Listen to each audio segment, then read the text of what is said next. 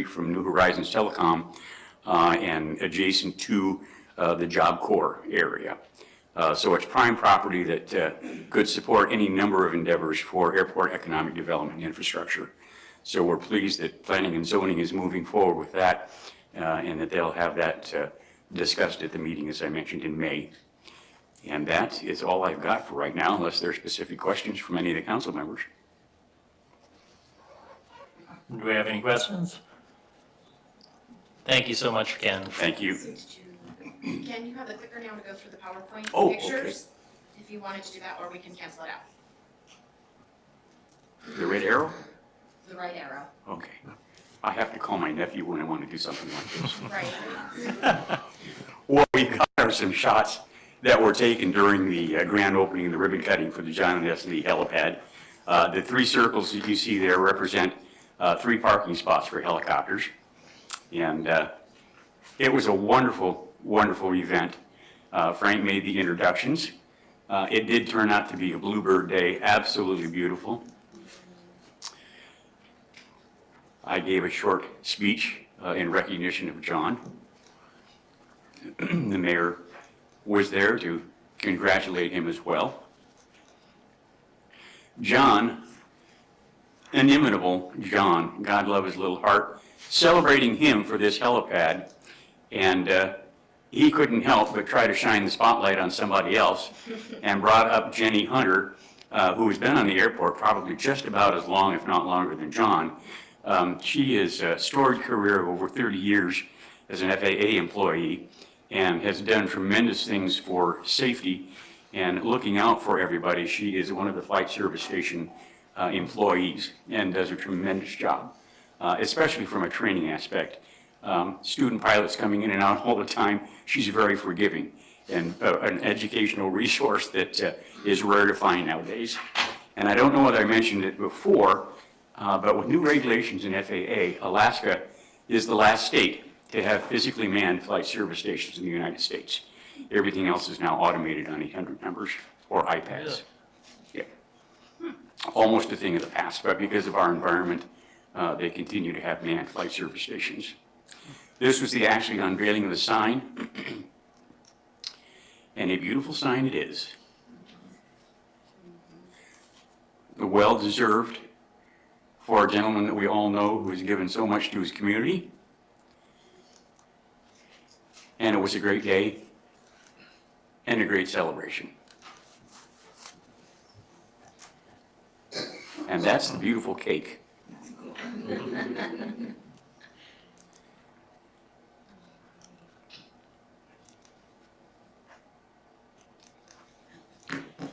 And that's the conclusion. Thank you very much. Perfect. Thank you so much, Ken.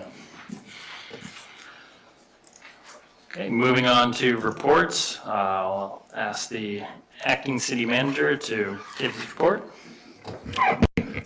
Thank you, Mr. Mayor. Going down through the different departments, Public Works crack sealing has begun around town, so the crews are out working on the roads, and we've seen some of the benefits of that already. So some of the pavement is getting patched. They're working on the ADA sidewalk project for 2019, and major work on begin will last week of May, the first week of June. And that is pending a pre-construction meeting, but they do intend to get to work on the ADA sidewalk improvements as quickly as possible. And the City Hall parking lot project is expected to begin also the last week of this month. Community development has had a very busy April. The event center, the ice was shut down on April 11th, and they were preparing for the annual car show, which was just this past weekend. And the golf course is open all 18 holes as of April 5th, and the deck replacement at the golf course, which was sorely needed, is nearing completion. The old one had so many holes in it from spikes that it was getting pretty dilapidated, and they've improved on that and are working on having the new deck installed. The building department is having a very good 2019. The valuation of permits issued to date is $12,737,064. So that's very positive. And from Mr. Hanson, that is one of the highest starts to a year that we've had in the last couple of decades. So very good there. The Friends of the Library raised $1,200 in their basket auction. And they hosted a compost presentation for kiddos that was put on by the Alaska Department of Agriculture, so some positive things from the library.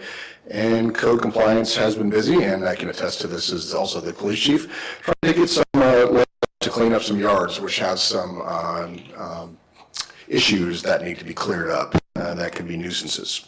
And they've been complying with that, and there's been some positive movement on that front as well, so things are moving well.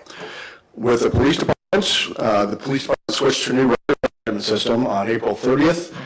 This is the Alaska Records Management System that the state troopers also share. It's our goal with this to get as paperless as possible, and so save a little bit of money there and make things easier on the environment. It's a big step. Our old RMS was 20 years old and FileMaker Pro. That still does exist, but not that, yeah. So we've from that. We've attended some meetings with the school districts, the Matsu Borough, the U.S. military, planning for a major exercise in July. The Department of Transportation and certainly local schools. The officers conducted their annual firearms training, and we're out doing that. And both the officers and the dispatchers completed their annual CPR training as well. So busy department there.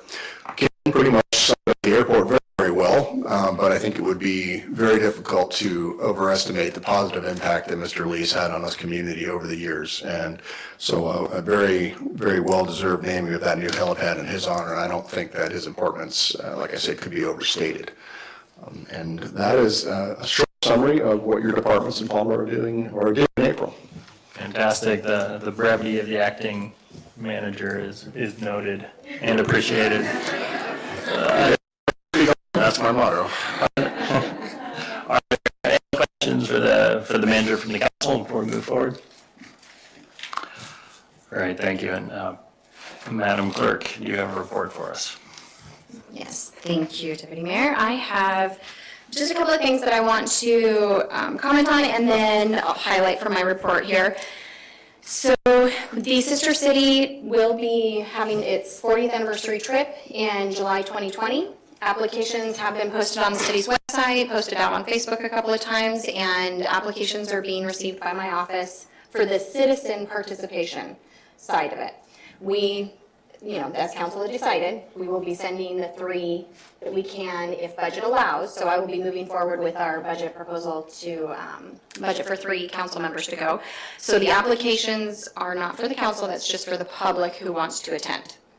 But that is out there. The application deadline is June 21st, and some applications have already been received, and we'll gladly accept more. And then as to elections, I want to point out a couple of important dates here for elections. The candidate filing does start on July 15th at 8 a.m. It closes at 4 p.m. on Friday, July 26th. So the kind of odd thing is it's 4 p.m. It's not 5 o'clock. This has caught some people in the past, so anyone in the public and council who wants to apply for council seats, it does have to be filed by 4 p.m. on Friday, July 26th. The other thing that does impact you as a council, if any of you are looking at doing any type of legislation that you want to bring forward to the voters, or even that may have an impact on the ballot, that has to be done by July 23rd. So introductions will have to be done June 18th in order to account for 2 public hearings of July 9th and July 23rd. So I want to point out that the deadline then to get all of that written up and prepared is coming very quickly. It sounds like June 18th is far away, but it does take quite a bit of time to draft the language. It takes a lot of time to prep and get it ready for a packet, as some of our council members recently found out with an introduction of an ordinance that we did tonight. It takes quite a bit of time. So don't hesitate. If you have any idea of what you want to be bringing forward that may have an impact with the election, contact me immediately. As pointed out a few meetings ago, it does take 2 council members in writing to move something forward onto an agenda. So just want to let you guys know that and point out those dates.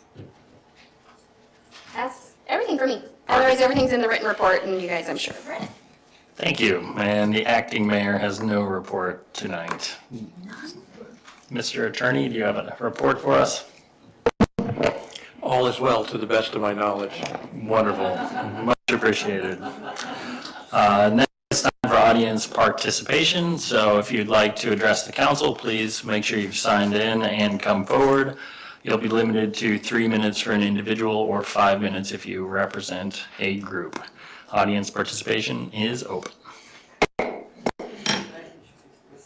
Yeah, please, I'm gonna get a timer going too. if you want to distribute something to council, please give it to the clerk and she'll take care of it. And you're gonna get 5 because you're representing a group, right? Yes. Huh? You got your thumbs up. Jill Valerius. I am a local resident here in Palmer. And tonight I'm here on behalf of a group that's called the Palmer Creative Crosswalk Initiative. Some of you were able to attend the 880 talk this winter, Gil Penalosa's talk, and he was talking about walkable communities and safe communities. And a fairly large group of us gathered after that initial talk, and we all came up with some ideas because we didn't want to lose the momentum that had kind of come out of that. And the group that I'm representing tonight, we broke off and we picked a project. And so we've got a number of folks here tonight, if everyone's raise hands. Folks that have been, we've been meeting for the last, month and a half, coming up with our project. And so what we chose as a project, and I had handed to the city clerk, and hopefully you guys all have now, is a little, basically a map. And what we would like to do, and we've worked a bit with Nate Wallace as well as Chris Null from Public Works to discuss our project. And what we'd like to do is paint a crosswalk. And so what that involves is not painting the normal white part of it, but painting a design in the other part. And our thought is to make this more visible and actually kind of fun for, I think many of us have seen these things in different cities with traveling. So basically, when the place that we came up with is the crosswalk that is at the intersection of South Valley Way and East Elmwood Avenue, and that's the one that goes from the Palmer Museum to the pavilion for the depot. And we figured it's a very visible crosswalk to both Palmer residents as well as visitors. It is cleaned and painted each year by the City Public Works Department. And if approved by you guys, the council, we could actually move ahead pretty quickly on the heels of them repainting in late May or June this year of the project. It's called the Continental Crosswalk, and which basically talks about the series of the white stripes. And we would be painting, as I said, between the lines. And what that does is it's helped us just come up with a limited amount of supplies that we need and a cost. The other advantage there is the City of Palmer owns the corners of this in both ends.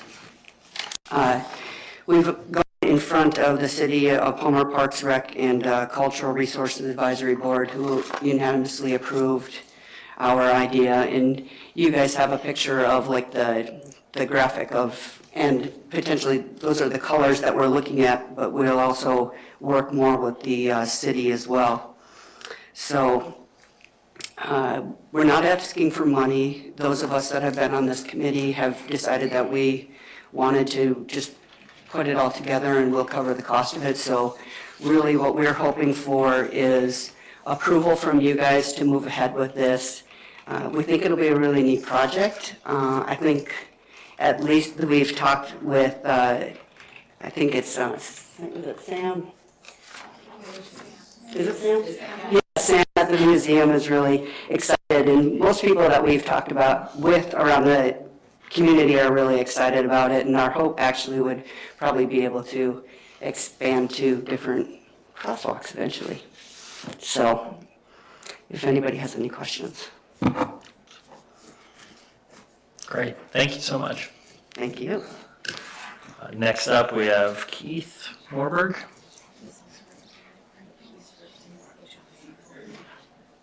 Okay, great. And you're also representing a group, so 5 minutes for Keith.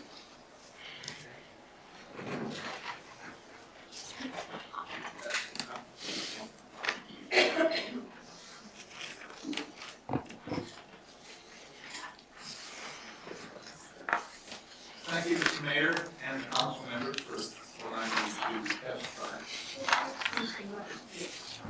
There you go. Thank you, Mr. Mayor and council members, for allowing me to testify.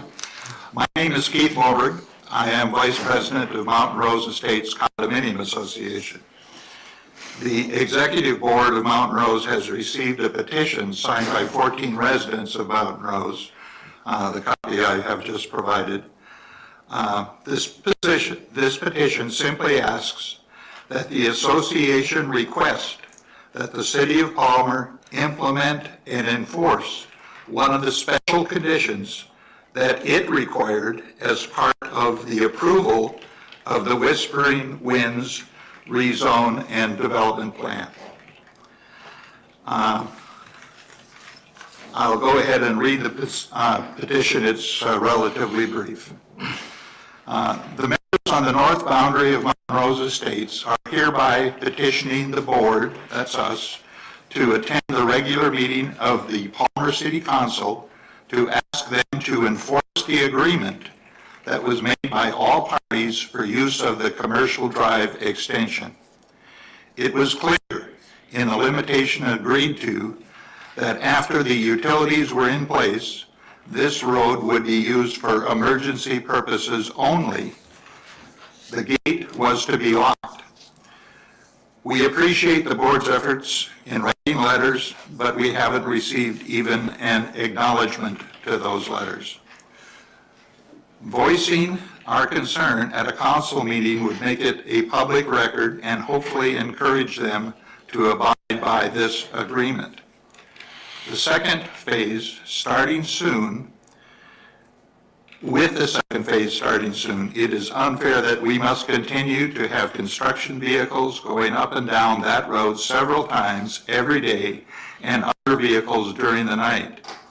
The dust and noise are already unbearable. It is scary having everyone and anyone within feet of our bedroom windows at night. And that's the petition that I've passed out. That special condition was that the main access to the senior housing development would be provided off Cope Industrial Way, and the secondary access be provided for emergency vehicles only off of Chugett Street through a locked gated access road. The secondary access has been constructed and the gate installed, but has never been closed or locked. That gate was installed about a year ago. I'd be happy to answer any questions, but I have, since I don't live immediately on the north boundary, I have coerced Jenny Tabor to come up, who does live on the north boundary, and she can give you a firsthand account of what she has encountered. And after her testimony, then we would both be happy to answer any questions. Thank you, Keith.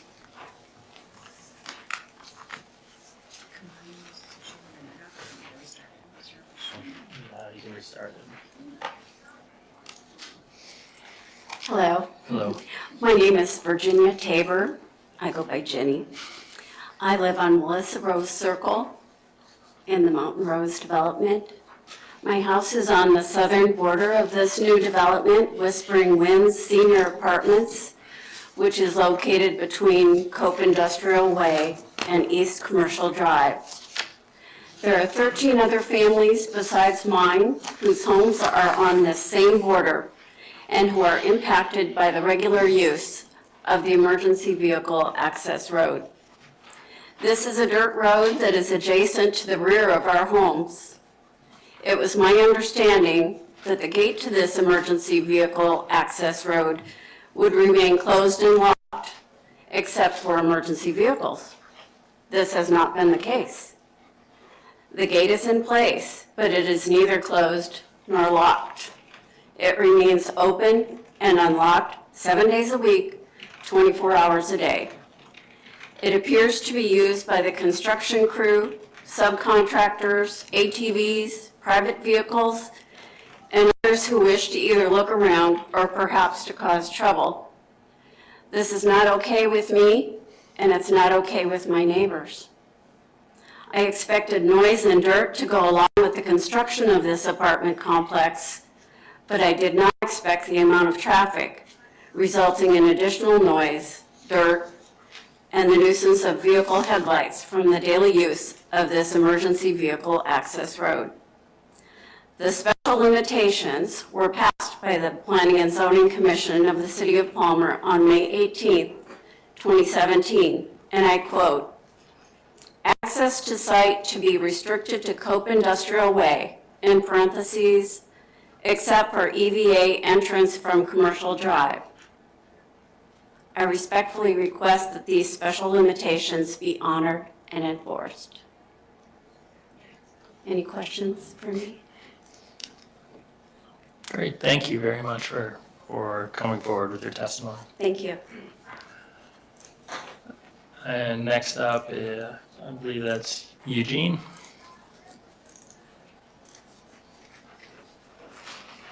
Welcome back.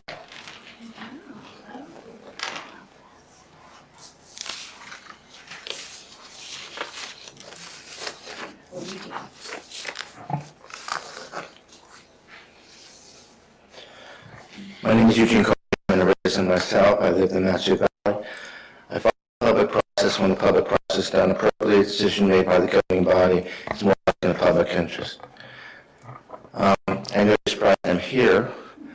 I'm not far away to know what's going on in the city of Palmer, but I still stay close. With respect, as city council members, you address policies and procedures before, during, and after public hearings. In Anchorage, they got legislation. They already had their first public hearing, which I stated, and I was the only one that testified, that this legislation, and I stated to the Assembly in Anchorage, that you address policies and procedures before, during, and after public hearing. What this legislation would do is make it illegal for the public to address policies and procedures during a public hearing. I violate freedom of speech, and it would result in a situation where the Assembly would dictate what those policies and procedures are, and the public cannot question or comment. What happened since? This was laid on the table by Assemblymember Trainee on April 9th. No question by the public about this, and no comment. I know on this issue. Now, give you an example. A week ago Friday, there was a work session by the Anchorage Assembly in City Hall on this subject. 1 o'clock, you can check the video. I had a situation where they opened the public comment to 2 people. One who failed to identify himself as an A2 Assembly member said the following words: "The only members of the public that should be allowed to speak before the Assembly are residents of Anchorage." It gets worse. During the Assembly meeting, members and other Assembly members went on the record they need to endorse this legislation, and said specifically they need to stop this guy from addressing policies and procedures at the Assembly meetings. And you know who that is. It's me.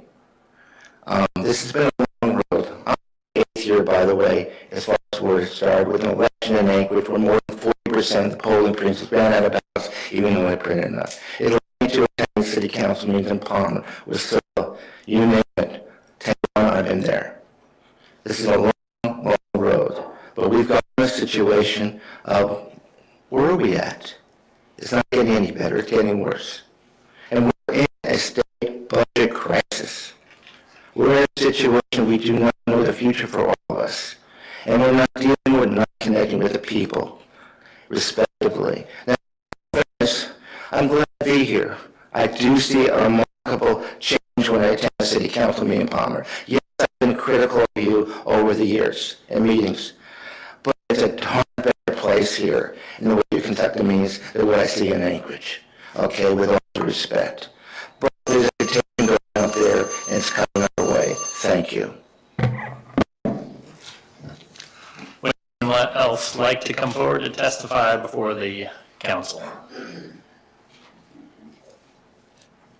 May I come up again with a different hat on this time? Joe Valerius, you guys granted us money for the Palmer Spring Classic in the last month, and I just wanted to give you a little bit of an update. We are currently at 159 registrants for the ride on Saturday, and previously our highest number has been 130. So just a little update on, and so I suspect we'll actually see a bunch more before Friday, so thank you. Thank you.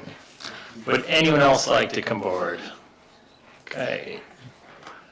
Molly, welcome. Hi, I'm Molly Boyer. Oh, Your mic. hit the button. Turn There we it are. on. Hi, I'm Molly Boyer, and I want to just say I would support the paint the crosswalk. I think that's a great project, and it will really, Palmer being a leader out here and doing something like that would be awesome. And I also want to thank you for the beautiful impact of your decision to ban plastic bags here in Palmer. It is so visual here this spring. It's been incredible. So again, I want to thank you for all your work and carry on. Thank you. Anyone else? With that, and if it's okay with the council, I'll go ahead and close public testimony, or sorry, audience participation. I just want to thank everyone who came forward. It's a difficult thing to do at times, and we really appreciate hearing your voices, so thank you. Next up, we have a public hearing for ordinance number 19-005, amending Palmer Municipal Code Title 7 pertaining to the airport regulations for the Warren Budwoods Palmer Municipal Airport. Would the council like a staff report? Yes, and I'm not trying to be mean. Okay. Please go ahead. With the council's permission, I'd like to call the airport manager forward, who could probably give the most accurate report on the subject. Sounds good.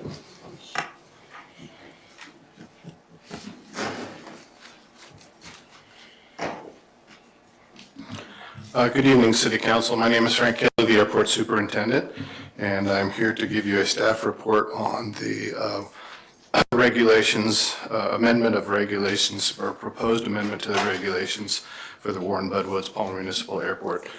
As iterated by Ken Moore, I really gave him my talking points, so I'm going to reiterate a lot of what he said. The basic amendments to the regulations affect three areas, which would be vehicle operations in an effort to make the airport a safer place. We're dovetailing our airport regulations to the proposed signage in regard to delivery vehicles, employees, customers of airport businesses to use the shortest public road route to get to an airport business to help preclude vehicles from being on the aprons and using the aprons as a main thoroughfare. In the regulations adopted 2 years ago, we did not address aircraft de-icing. And if you're familiar with de-icing activities, there are maybe some chemicals in the current de-icing vehicles or whatever that may not be friendly to the environment and need to be captured properly so that they don't have runoff into our bodies of water, et cetera, and provide contaminant to that. So that shores up that regulation for us and it allows us to enforce if a tenant wants to do de-icing, they need to do it in an environmentally safe manner that is approved by the city and DEC. Commercial fueling, there was a little bit of a loophole in regard to some commercial fueling activities in regard to making sure that cargo fueling wasn't was different than self-fueling or your aircraft. Self-fueling is fueling your own aircraft, putting fuel in the wings. Cargo fueling is a commercial activity that involves a different set of regulations. So with some past practices out there, we needed to make sure that our regulations clarified those matters. There are a few other minor ones in regard to changing manager to airport superintendent, changing current runway designation from 927 to 1028, and then clarifying in regard to standard operating procedures that in the past, some of the standard operating procedures could be read to say that if you wanted to do business on the airport, you had to obtain a commercial operating agreement or a lease. For instance, we don't expect that from Crowley fuel distributors if they are delivering fuel, or UPS drivers if they're delivering a package, et cetera. So that excludes those entities that need to deliver something to the airport but aren't conducting business on the airport. So those are the main clarifications for the regulations. Any questions at this point? Looks like there's no questions from the council, so we'll go ahead and, thank you, Superintendent Kelly. We'll go ahead and open public testimony up for ordinance number 19-005. So if you have something you want to say to address this specific ordinance, please come forward and let us know. Audience or public hearing is now open. Seeing no one come forward, with the permission of the council, I'll go ahead and close public hearing for ordinance number 19-005. What's the council thinking about this one? Move to approve. Second. Okay, we have a motion from Councilwoman Combs and a second from Councilwoman Combs. So isn't that funny? All right, so discussion. I think this is outstanding that we're moving forward on this and putting it in the hands of the superintendent, taking the city manager out of that equation. I think it puts the airport as an entity unto itself. And I think with the safety measures we're putting into place, this is a big step moving forward that the airport has been trying to do for a long time. Anyone else on the council like to comment? Okay, looks like we're ready for a vote. All those in favor of ordinance, passing ordinance number 19-005, please signify by saying yes. Yes. Those opposed, please say no. And ordinance number 19-005 has passed. Moving on to ordinance number 19-006, amending Palmer Municipal Code, Chapter 12.08, pertaining to the fuel flowage fee for the Warren Bud Woods Palmer Municipal Airport. Would anyone like a staff report? Yes. Okay, and I assume we'll do it as we did before? If, with the council's permission, yes, we'll just get Frank back up. Let's do it. Welcome back.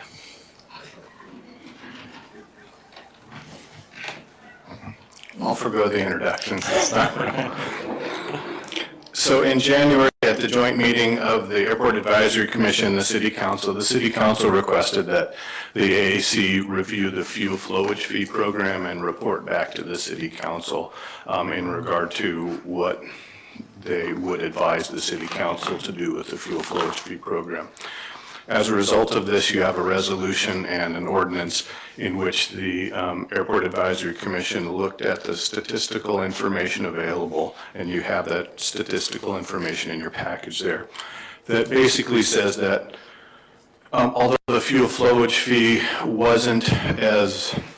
didn't collect as much money as originally thought it would, that it is collecting more money than the sales tax program, and that's mainly due to the Division of Forestry efforts, which previously were untaxed. The state of Alaska is tax exempt, so all of their firefighting activities with their airplanes going in and out, et cetera, and using fuel, didn't have to participate in providing income for the infrastructure of the airport to be replaced as capital improvements need to be made, et cetera. So the fuel flowage fee program captured those dollars in essence and made it a more even playing field in regard to the money being captured. Fortunately and unfortunately all at the same time for that program, the Division of Forestry's efforts the last 3 years have been lessened due to low wildfire season activities. That may change this year depending on what the weather is like, and with increased fire season activity comes more fuel usage and more fuel flowage fee. So with that in mind and with the numbers in place, the AAC wanted to recommends that the fuel flowage fee remain in place with the exception of the reimbursement program. And the thought process being that the reimbursement program was introduced as an amendment at the table, basically for a special interest entity that no longer operates out at the airport. But the main reason to remove that portion of the fuel flowage fee program was cargo fueling activities on the airport, whether it was in the past or in the future, usually involve larger aircraft, and those larger aircraft use the infrastructure as much as other aircraft just using the airport, maybe even more so because the weights involved are greater. And so they need to participate in providing income from their usage of the airport to replace those airside infrastructure such as runways, taxiways, et cetera. And that's the whole intention of the fuel flowage fee program. So as outlined, the recommendation is to keep it in place, just remove the reimbursement portion of the program. Can I answer any questions at this point? I don't see any questions. Thank you, Superintendent Kelly. Thank you. Okay, so we'll go ahead and open public testimony for ordinance number 19-006. If you would like to comment on this ordinance, please come forward now. Good evening once again. Kim Moore, acting as a private business owner on the airport at this point. Just to follow up with what Frank reported to you, one of the things that we want to keep in mind as well that I think kind of gets lost in the development that we're going through right now, that the fuel flowage fee can be anticipated to bring in more dollars than it has in the past. When you stop to think of the new development that's going on in the airport, was specifically the new development of the private 20 hangar facility that's going in, hopefully with another one coming soon on its heels, if the first one is successful.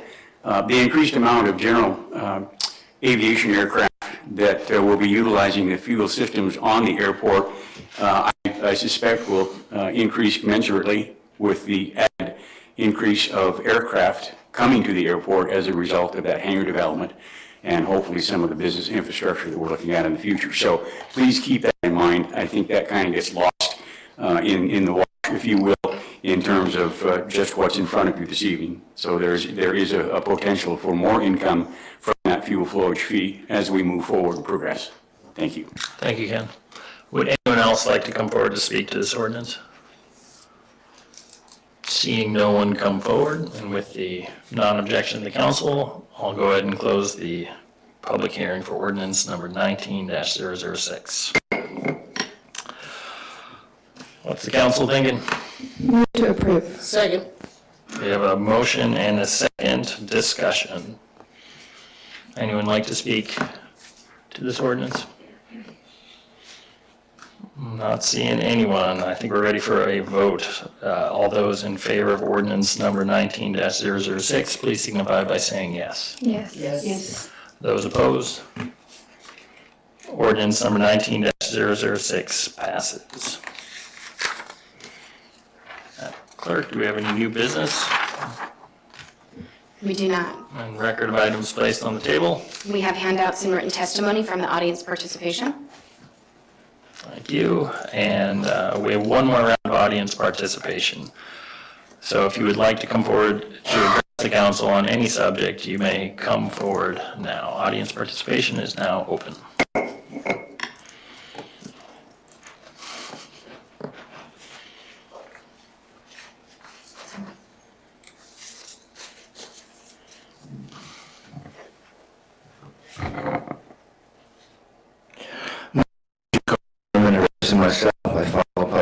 process. When the public process is done appropriately, decision made by the governing body is more likely in the public interest. I live in the Matthew Valley. Number one is, as you know, I attend a lot of meetings. And over the years, I'm known as repetitive, yes. I repeat these concerns in Anchorage and elsewhere. But I wouldn't have to be repetitive if the issues were addressed when I stated it, and not years later where there's a policy of indifference, particularly in Anchorage and the Borough Assembly, and they just do whatever they want to do. Now, over the years, I've seen something striking. For example, how often do I get a question from the Borough Assembly? I believe there was only one time, that was Mayor DeVilbiss. In Anchorage, in the last 12 months, and adding to all the way back to 2012, 2 times. Basically, and then when a planning commission member tried to ask me a question, Eileen Patterson, at the Borough Planning Commission, the chair refused to allow her to ask me a question during public hearing, calling me an agitator, and I had a audio of that experience. This is what's going on. Now, as far as the press, over the years, I recall only 3 times approximately where my voice has been recorded by the news media. It's been this microphone that you've allowed the public to address here. It's been this microphone in Anchorage Assembly meetings and Borough Assembly that I've been able to get the word out. It's been this microphone where people in the community, in Palmer and elsewhere, are hearing my words about concern about public process and the appropriateness and connecting with the people. It's been this microphone that's about to cut me off and cut anyone else from the public in Anchorage with the opportunity of addressing policies and procedures during a public hearing. But I should also note this. Even without this microphone and this law that they have out there, this law that they're introducing and they're having public hearing in Anchorage, they're already doing it and they've been doing it for years. They're already doing it when I say the word personal gain in a public hearing, on a timber hearing, and on a Wolf Lake correction, and I get told by Mayor Halter inappropriate language. When I address it over in the city council meeting with Scylla, and I say what happened there, Mayor Connell, chair, says the following experience. He says, I know where you're heading, stop and goes with a fit. And then with the media, my are not getting out there, but as far as the media is concerned, but what has been getting out is this microphone that you allow the public to speak. And in the end, over the years, there's thousands and thousands of people, the silent majority out there, that knows what's going on because of this microphone. And you know what's going on when I'm speaking at this microphone. I hope you will not be part of this and speak strongly against what's going on in Anchorage and be more appropriate as you have been than what Anchorage is doing. Thank you. Thank you. Would anyone else like to come forward and address the council? Seeing no one come forward, and without any objections from the rest of the council, I'll go ahead and close audience participation and move on to council member comments. Council member Carrington, would you like to start us off? Just comment, it looks like it's the summer of construction in Palmer, but it's good. I mean, the sidewalks and even colorizing sidewalks, this is good. But it's going to be interesting for the summer. Thank you. Councilmember Burbrick. Yeah, is this, okay, so this is the time that I would like to make a motion to approve the Parks and Recreation and Cultural Board's recommendation that we allow the Creative Crosswalk Committee to go ahead with this crosswalk painting. I think it's going to be an exciting thing for Palmer. It's going to be prominent during Friday Flings, so I would like to make that motion. I'll second. Okay, looks like you have plenty of support for that. Thank you. So you have a motion on the floor, and so it belongs to the council right now, so you can open up for discussion amongst the council and questions that they may have. Okay, thank you. You're welcome. I wish I could just have a clerk next to me all day long.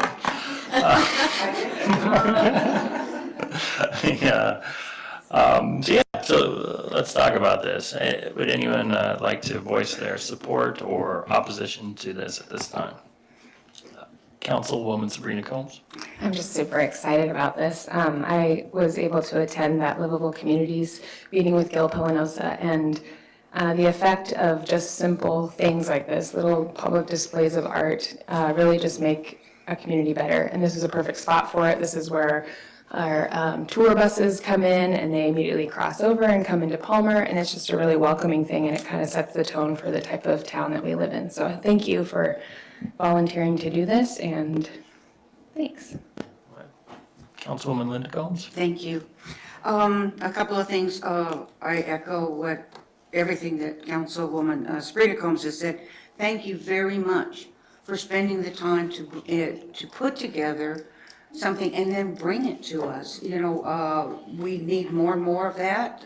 We've had a lot of innovative economic engines come to us because people that are out there have great ideas, and what they have to do is let us know. We can't read your mind, sorry, guys. And with that, I do support it. What I would ask the clerk is does it need to be in the form of a motion, or does it just need to be in the form of Councilwoman Burbrick asking for support to direct the city manager's office to facilitate that the crosswalk painting project brought to the council tonight be put into motion? Please. The motion that I have on the floor right now is to approve the Park Recreation Cultural Resources Advisory Board recommendation to allow the Creative Crosswalk Committee to move forward with their proposal. That is, as you could say, is implied that that's directing the staff, acting city manager at this point, to work with them to make this happen, because it's not something that can just happen. They'd have to work with the staff to do that. If the two motion makers want to make that very clear, that's possible, but I don't think that's a necessary. But it's great to have that on the record, so I'm glad you asked that question. Oh, Mr. Gaddy, did you have something? Okay. Well, I was going to ask the manager here to fill us in on any information that he might have, so maybe that'll inform our discussion as we move forward. Thank you, Mr. Deputy Mayor. Just a couple of technical points, first of all. There is nothing that in my research, either in Palmer City Code or state law, which would prevent this from happening. Federally, however, the Federal Highway Administration, through their manual on uniform traffic control devices, recommends against any type of creative design for traffic control devices, and a crosswalk is most certainly a traffic control device. Now, that is not binding on the city, because that applies to roads that are generally federally controlled, and we could do this, and that would be a policy decision on the council's part. But there are several concerns that I have as both police chief and as the acting city manager. One, some of the colors that are in this design. Blue paint on a roadway typically means something. It typically means it's a handicap spot. Yellow paint on a road typically means no parking, and red paint on a road typically means it's a fire lane. So these are all things that we might need to consider when we're talking about designs. Secondly, I think there needs to be a degree of caution exercised, because I do understand that there were plans for more crosswalks to be painted. And what control is the city going to take over how our city is going to look? And thirdly, kind of the adage of one person's art is another person's junk. Nobody has had an opportunity to comment on this other than the committee that's basically proposed this design. The public hasn't had a chance to look at this design and weigh in on what they might want to do, which kind of begs the question, furthermore, if we do allow this, what are we going to do when the next group wants to paint a sidewalk, something that might be a little bit more objectionable to more people? Having said that, I think art can deeply enrich a community. I very much believe that, and I think art projects, especially public art projects, are wonderful things. As a police chief, I have some concerns about art projects on a roadway which is designed to function for the safe flow of traffic. Having said that, I don't see a major public safety issue here, more of a policy question for the council about how they would want to proceed going forward. And again, with the knowledge of the recommendations of the Federal Highway Administration in our minds, it's something we have to keep cognizant of. So. Thank you very much. I suppose the good news is that crosswalks tend to last about 3-4 months in Palmer through the winter, so if you don't like it, it'll go away. Mr. Attorney, did you want to weigh in at this point? Yes, please. A couple of points. I was going to parallel the conversation of the police chief with regard to road standards and potential liability issues in the worst-case scenario that there was some issue there. And being one that deals with unfortunate circumstances on a regular basis, I just need to place that on the record. Secondly, the creative work that's placed by the volunteers needs to be the property of the city. So that would, we'd probably need some sort of agreement with respect to that, since they're volunteering to basically put an artistic creation in a crosswalk. So there's a little bit more moving parts. I have no opinion on the yay or nay to do this. I just raise issues with respect to the protection of the city and the public treasury. Thank you. Other council members like to come in? Mr. Carrington. Well, I remember our manager Nate kind of forewarning us about this and kind of telling us it was coming. And, so for that, I think this is great. I think it's a good idea. But when we get into the technicalities, so technically I'm going to vote on approving someone else's resolution that I haven't necessarily read. So I guess I would like us to keep proceeding in a brisk walk motion, shall we say. But I think maybe we do need to get it so it hits the agenda, there's a public comment time, et cetera. Councilman Fuller? Thank you, Mr. Mayor. I think this is an awesome idea, and though listening to acting city manager, the thing I agree with, and as well with Councilman Carrington, I think we need a procedure to go about doing this. I think it's got to pass through some wickets on, safety from the police standpoint, the lawyer standpoint. But I think it's a great idea. I've seen examples of this. There's like rainbows in Houston for crosswalks. There's all kinds of really neat stuff. I talked with the city manager about this, and I think that the thing we lack on this is a procedure by which to go about doing this. I think it's a great idea. I would love to approve this tonight. I think it's great. I mean, it would get the ball rolling, but at the same time, by doing that, we set a precedent. But I think to direct staff to implement a procedure to get this in front of us, where it passes through the safety aspect, the legal aspect, hits the departments, so where it satisfies all the wickets. Thank you. Councilwoman Linda Combs. I would just like to then reiterate what I said in the first place. Not to, I really like the idea. I really like the idea. But my first thought was, rather than a motion to just pass that this is going to be a done deal tonight, that the council would give support to direct the city manager's office to do whatever it takes to facilitate this to happen. And to me, that's covering a great deal of what's been brought up, the public safety issues. Nate would know to do that. He would know that I've got to talk to the chief of police. I've got to, I got to make all the moving, that's what we hired him for, let's face it, folks. He would know what steps it would take. And I really hate to see the project get put off, any longer. But let's do it the right way so that when we go for the second or third spot, or fourth or fifth, we've got something in place. And so that's the way I'm going to go with it. Now, does that mean we need to vote down this particular thing and start over? I'm not sure what the best way is to go. I'm not going to offer an amendment because to me that is a little unwieldy. Frankly, that would be my suggestion. I don't know how the city clerk feels about it or the deputy mayor. My suggestion would be to let's just go ahead and let this particular motion die and then reword it in the manner that I think we're all coming to an agreement on. That's just a suggestion. That's just the way I'm going to handle it personally. Thank you. Thank you. Do either of you want to speak to that comment? I guess I just would like to speak on behalf of the committee that they, part of the reason for fast rolling this is because it's a weather thing. So basically, if we don't approve this, this is probably not going to happen this summer. It would be something that we would have to, through this process would probably get pushed off to next summer, which isn't, it doesn't mean that that's a bad thing.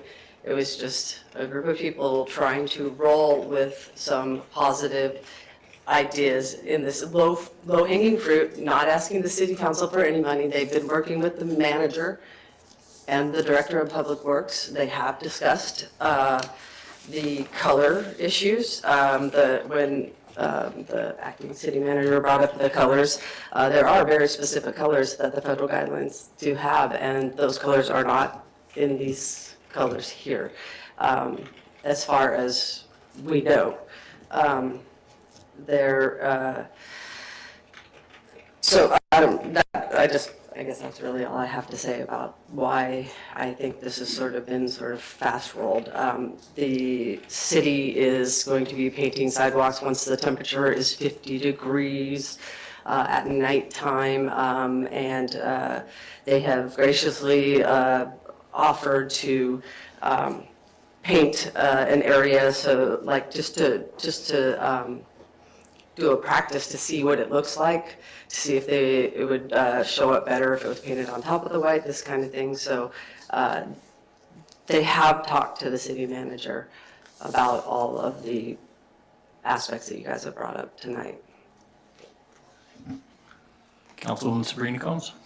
And also just the fact that it's gone through the Parks and Rec Committee, that's a group of people that we look to advise us on these things. And I understand with Mr. Carrington saying that we haven't seen that resolution, but we trust their opinions on everything across our city, so I would trust their opinion on this as well. Anyone else want to weigh in? I certainly do. My feelings on this are, I feel that when we have a group of concerned citizens come forward and say they're funding public art in the city, providing it's within the realm of artistic decency, I guess you could say, then we should take an honest look at that and make sure that the city government is not standing in the way of that, because I think it's a really good initiative. Beyond that, I'm having trouble to see any huge negative implications that can come from something that would paint on a road and invariably it'd be gone by next June. I do get the concerns, but I would challenge the city to work, I guess, along in parallel paths, because we do need a path forward that makes sure that groups like this are checked and things don't get out of hand. But on the other side of things, we do want to encourage public art, and I worry that we're not encouraging public art if we don't move forward on this. That's my 2 cents. Would anyone else like to weigh in before we, I guess, take a vote?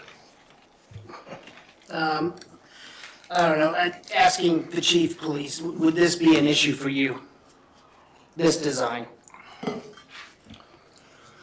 Well, issues are an interesting word. So, From the public safety aspect. from a public safety aspect, I don't see a huge public safety problem with this. Again, there are some colors there which are, specifically blue, yellow, and red, which are definitely on the uniform manual for traffic control, designating specific things. And their concern would be, is everything else fades away? Are we left with the blue stripe, or are we left with the red stripe? And that kind of goes to maintenance, because that means something to motorists. Is it a huge public safety issue? No, I don't think it's a huge public safety issue. If I might, with your indulgence, put on my acting city manager hat for a moment, I think Linda hit it very squarely on the head, that it's not necessarily just this one that we're talking about, is what is the next project going to be, and what are the requirements, or what are the standards for saying yes or no to something like this in terms of art, because I don't want the city to sail into the realm of censorship, and I certainly don't want the city to sail into the realm of not letting the public have an opportunity to comment on something that's going to be very visible to the public. So Issues, not major ones, certainly not insurmountable ones, and I certainly agree with the deputy mayor that I think public art, it can really make a good, vibrant community. I think it enriches the community, and it's a positive thing. And ultimately, the decision is yours as council as to whether or not to move forward with this. And then to the city clerk, could we get this in the next meeting? I mean, what would be the soonest we could put this on an agenda to vote on? I don't exactly have an answer for that one, just because I don't know what the acting city manager would be needing to put that together. You know, it depends on how fast we can get something turned around on that. Is it possible? I want to say that it is possible, but we're talking about like tomorrow at 9 o'clock in the morning kind of deadline. So, I don't know. That's why I don't really have an answer for you, because I don't know what work schedules look like.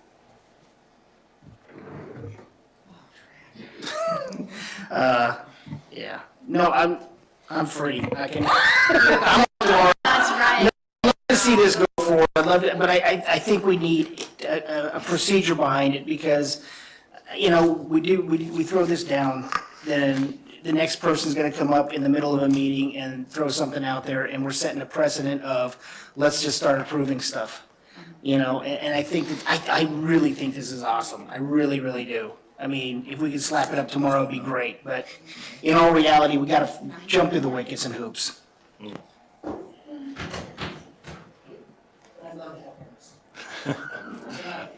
Councilmember Carrington. I guess I would request that, I guess in my mind, if we could be generally specific here, of, you know, directing the manager to work with this group for this specific crosswalk, and just kind of leave it at that. And then I can vote on it.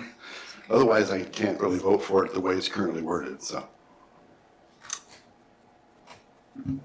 Councilwoman Sabrina Combs. Isn't that what the motion was for this specific crosswalk? Do you mind reading that again for us, Madam Clerk? The specific motion is to approve the Park Recreational Cultural Resources Advisory Board recommendation to allow Creative Crosswalk Committee to move forward with their proposal. So the specific motion did not. Do we have, do you mind reading do you have the motion that went through the Parks Rec Board? And I think that's the concern, is I do not. Oh, God. So I have can we nothing with that reword? I don't know what the proposal is, other than what the public testimony was tonight. So it might be a path forward then to do what Councilmember Carrington suggested, make it remove that, make it specific to this particular crosswalk so we can move forward. Yes, Councilwoman Sabrina Combs. I move to amend the motion to pertain to this specific crosswalk, working with the manager to get it done. Second. Are there any discussions on the amendment?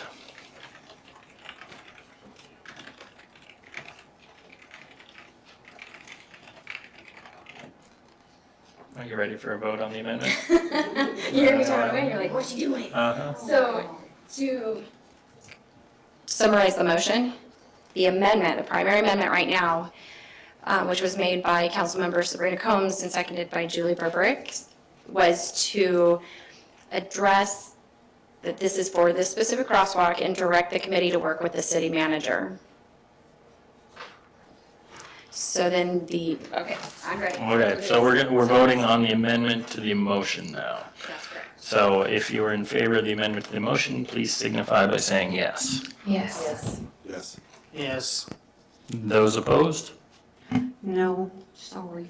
Okay, it looks like we have 5 yeses and 1 opposed, so the amendment passes. Is there further discussion on the motion? Okay, so if you would like to approve the motion as amended, let's signify by saying yes. Yes. Yes. Yes. Yes. Those opposed, please signify by saying no. No. Okay, it looks like we have 5 yeses and 1 no. So the motion has passed. back to council member comments. Julie still has that council comments. You left her with that one. Okay, so Councilwoman Burbrick, you can continue, please.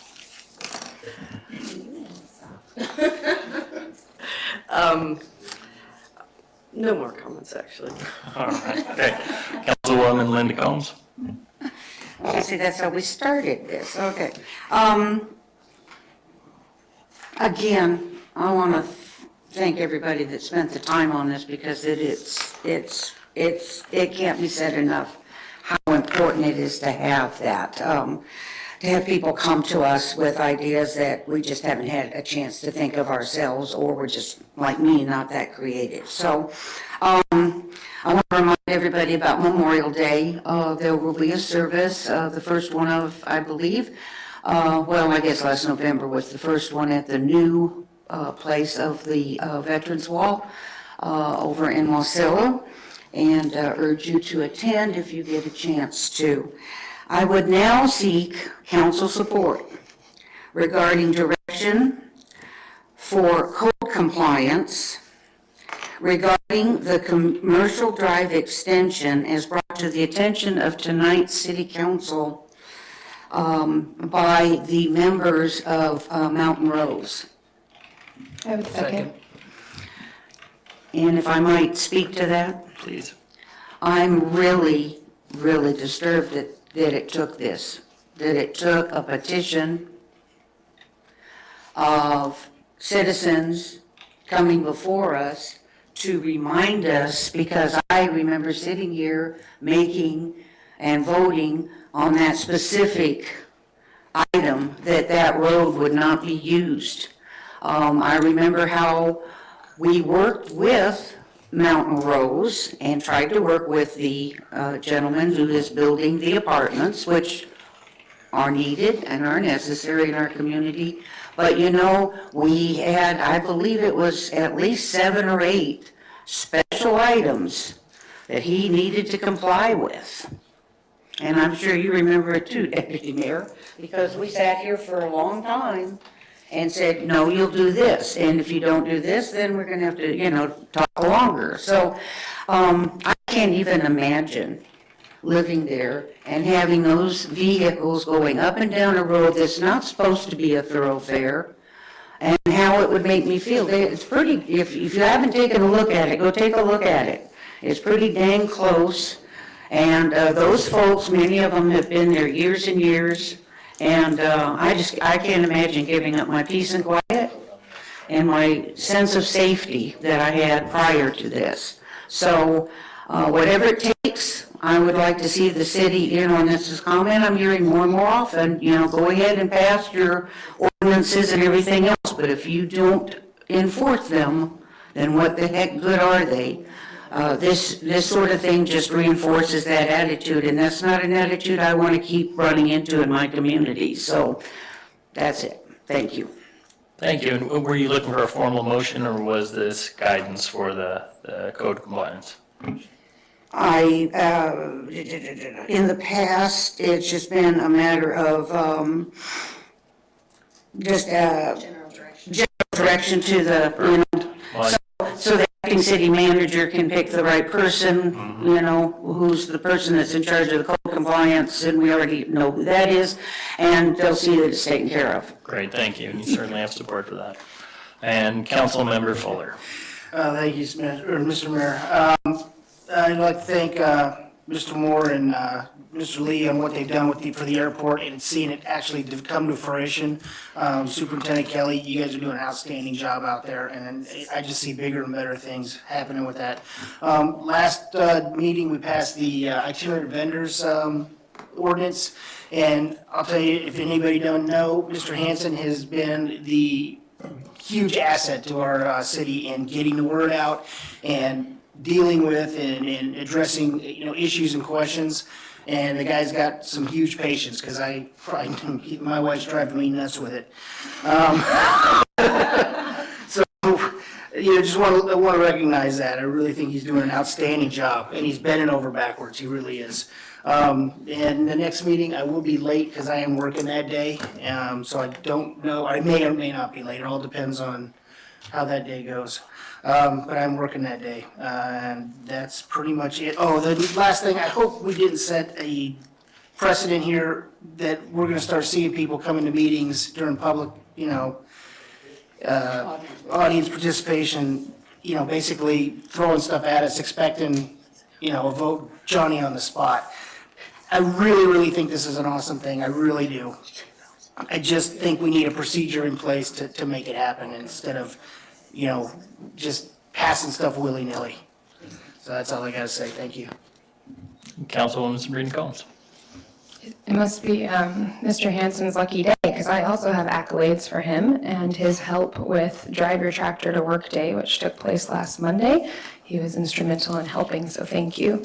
It was a really successful event for those of you that were in downtown Palmer on a Monday morning. There was 26 tractors parked in front of the depot and celebrating agriculture in our community, so it was really exciting to be a part of. I also have a plea from my council and fellow council members. The Arbor Day celebration is next Monday at the Arboretum, and the mayor will be there to give a proclamation, and two others, Mr. LaFrance and Mr. Carrington, have also signed up to be there, but the event is sponsored by MEA, and it is my job to be there. And so I'm hoping that one of you might give up your spot. You can take my spot. Oh, I can take yours. That was really easy. I was hoping for like a paper, rock, scissors battle or something. If you are around and not sitting on the Palmer City Council, that event is at 11 a.m. next Monday at the BAB Arboretum. The MEA clearing crews have been over there this week cleaning it up. We have 20 students from the agriculture group at Palmer High School that are coming to help this Friday, and we're expecting 120 students to be there on Monday, so to celebrate Arbor Day. And they got some spruce bark beetle dead trees out today, which was really fun to see. Also, Friday flings start this Friday, so make sure you get out there. There's a new market manager, so show your support, and thank you to the Creative Crosswalk Initiative Group for what you're doing. Thank you. Okay, and thank you, everybody. My final comment is that the next meeting on May 28th is a special meeting at 6 p.m. and DOT will be presenting on the Glen Highway project to us. So make sure we have that in our calendars. I want to thank everyone who participated for doing so. This meeting is now adjourned.